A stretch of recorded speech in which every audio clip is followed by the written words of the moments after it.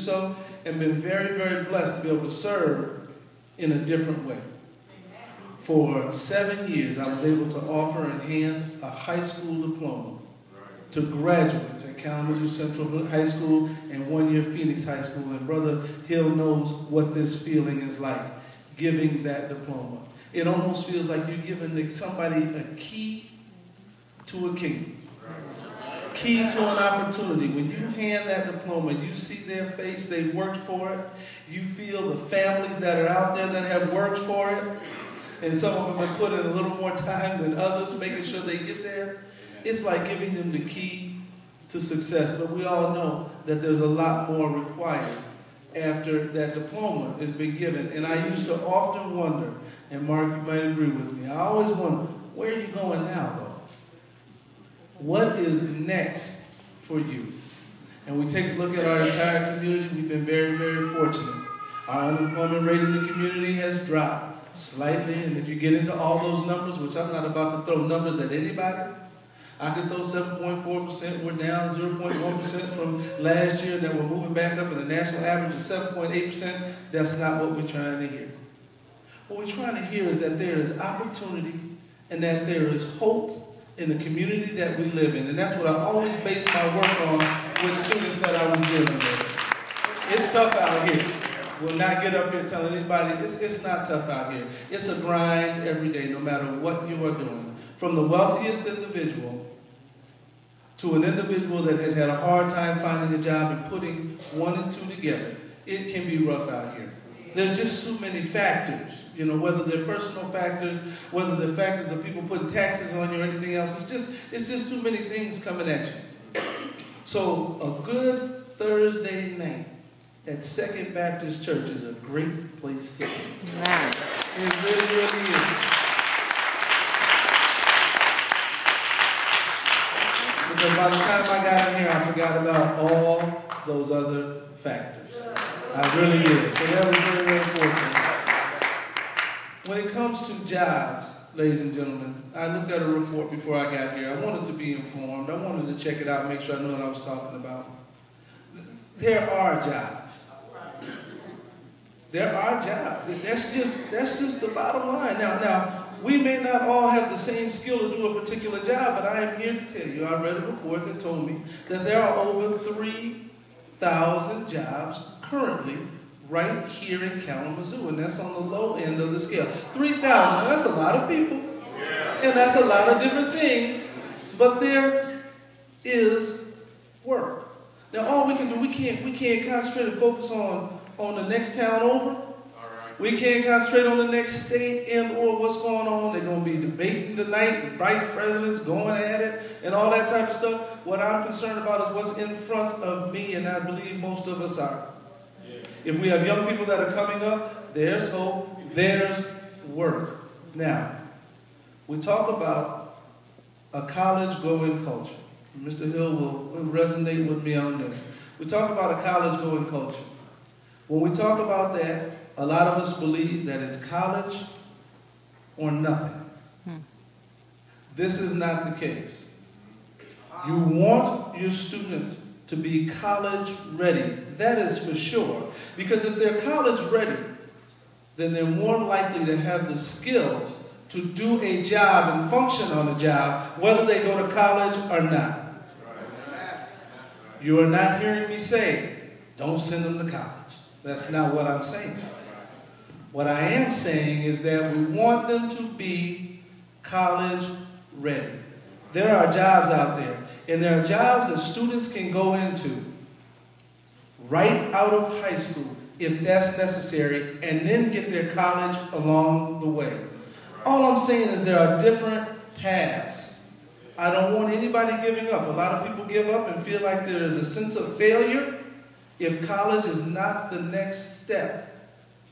Now this is kind of bold to stand up here and say this because you don't hear it all the time, but I cannot rest on letting you know that there are some jobs that are out there. There are jobs and jobs that will pay a decent wage.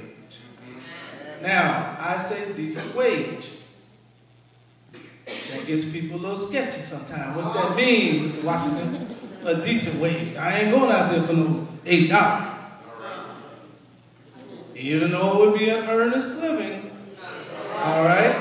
Even though $8 not would be an earnest living, for some of us it's tough to work for that. But there is a decent wage. I didn't say anybody was going to walk out immediately out the door and get wealthy not doing very much. That's not what we're saying. We're talking about paying dues. We're talking about doing it the honest way. We're talking about living in a way that will allow us to continue to grow. I can speak this way because I lived it. So I don't come to you without any other experience. Father was in the service. He was in the service because guidance counsel told him to get a job with his hands when he came out. He married my mother. She could read better than him. He got out of the service 12 years later, decided he wanted to go to college so that he could read as well as her and prove that guidance counselor wrong. Got out of the service. They didn't have any money. Both of them got into college at Western Michigan.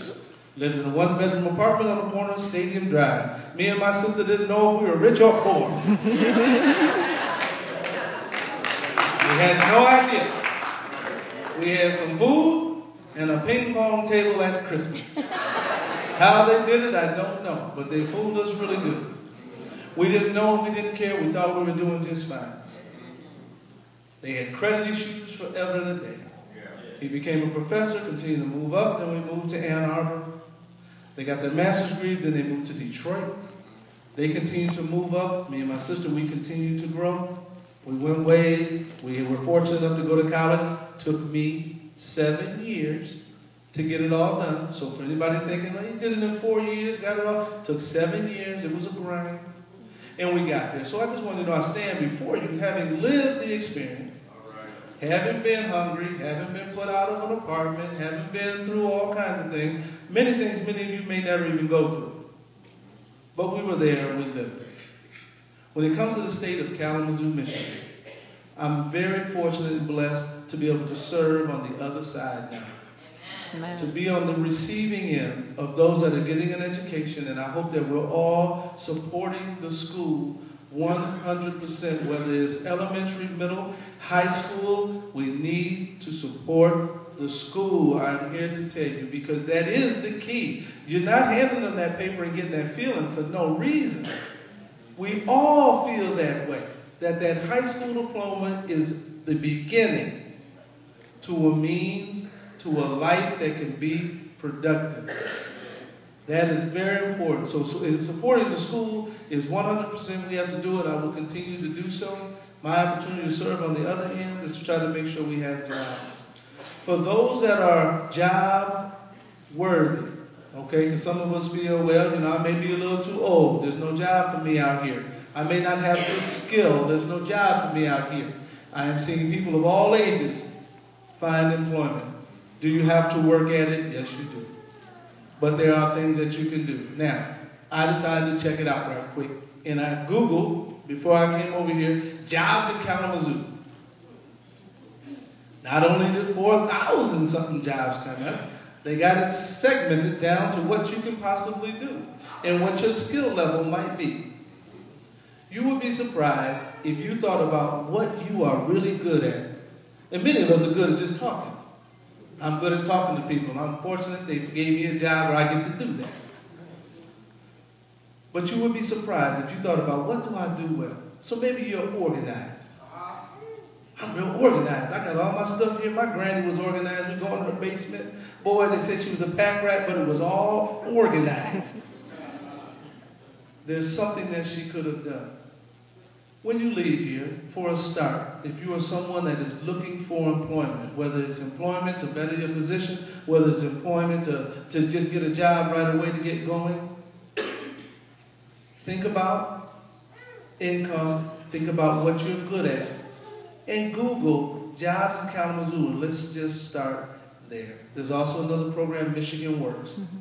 I have watched hundreds come through training programs. I don't have skills.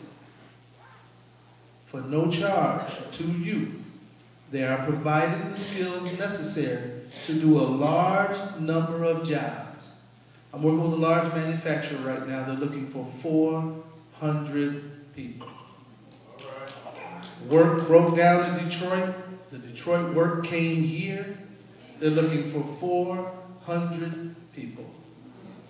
There are opportunities out there. There really are. If we change our minds, get our mindset together, and the more people that are working, even at a modest wage, then the higher our tax base goes, the more money's going in, and the better the opportunity for us. It's a pretty simple equation. I don't want to stand in front of you and make it look like it's just that easy. I know that it's tough. But I do want to encourage, uplift, and revive, if you will, some hope and some spirit. We're available. My focus is this city. My focus is Three Rivers as well. If you got people down there, we're going to try to make it work for them too. But we want to let you know that things are on the upswing. If they weren't, we'd say so. We'd figure out how to make a plan there too. But things are on the upswing and there's opportunity. So for anybody that's in here, if you're looking to reach me, I'm at Southwest Michigan First, which is right downtown, as well as we have an office in Three Rivers. So if you need to catch me down there, I'll be there. But we really want to provide something. I thank you for the opportunity to be a part of this community, a part of this revival, and hope that it's wonderful the rest of the way. Thank you.